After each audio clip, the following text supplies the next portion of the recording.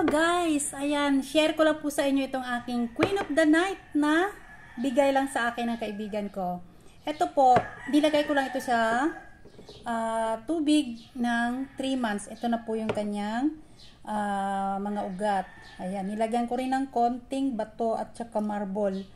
Ayan, ito po tingnan nyo. Sa 3 months na yan, ito na siya. Ito na. Pwede ito siyang ilipat natin sa yung ano nga ng nyog. Tawag doon. Bunot. Bunot ng nyog or sa pole or sa lupa. Pwede rin po sa lupa. Pero mas maganda kung sa bunot ng nyog. Kasi gusto nun yung mga ganon. Tapos maganda ang airflow ng kanyang ng kanyang tubig. Ayan, ito po ay rare. Kasi nga, minsan lang ito siya mamulaklak sa isang taon. At saka hindi lang ordinaryong pamumulaklak. Dahil hating gabi siya mamulaklak. Siguro mga 10 o'clock ng gabi siya mamumulaklak. At pagdating ng umaga, hindi nyo na makikita yung kanyang bulaklak.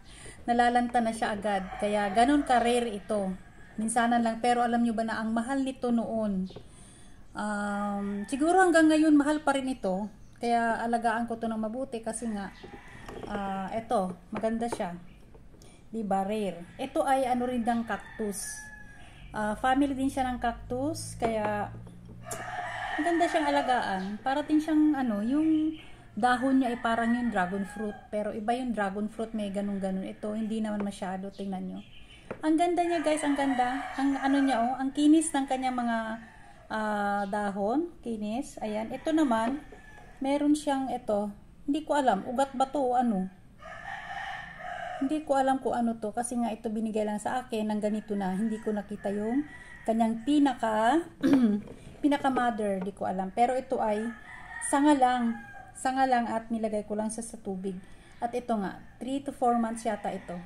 Kaya ito alagaan ko to dahil ito nga ay nung araw ito ay napakamahal. Ayan, ito po ay ano, hindi dito sa atin nanggaling. Sa ibang bansa ito na pinanggalingan ng kanyang talaga. Dinala lang siguro dito sa atin. Ayan, nagkaroon tayo. Tapos ayun, nalagaan natin at ayan, meron na rin tayo dito sa Pilipinas. Kaya hindi ito dito talaga nanggaling sa atin itong ating Queen of the Night. Nung nakaraan to nakita ko sa nung mga pandemic pa. Ang mahal nito, guys, ang mahal. Umabot yata to ng sobra 100. Umabot mga, sabi sa Jessica Suho dati, sabi umabot to ng milyon. Pero hindi na ako naniwala kasi nga, ito ganito milyon. Ngayon, ano na lang, pinamigay na lang. And ito po, guys, i-share ko lang sa inyo yung ating Queen of the Night. Ayan, sana po ay makapag-subscribe, follow, like, and share po kayo.